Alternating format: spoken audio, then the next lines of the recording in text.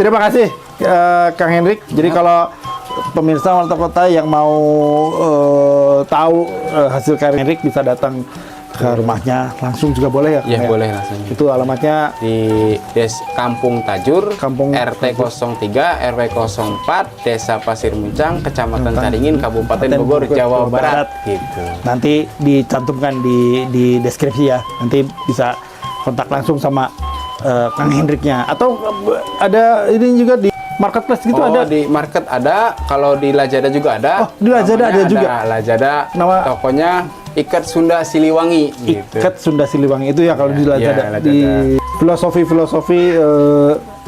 baju pangsi, kemudian ikat, ada celempung, ada karinding dan sebagainya. Itu luar biasa. Terima kasih banyak pengetahuannya, dan pemirsa, kalau bukan kita siapa lagi yang akan melestarikan itu? Kalau bukan sekarang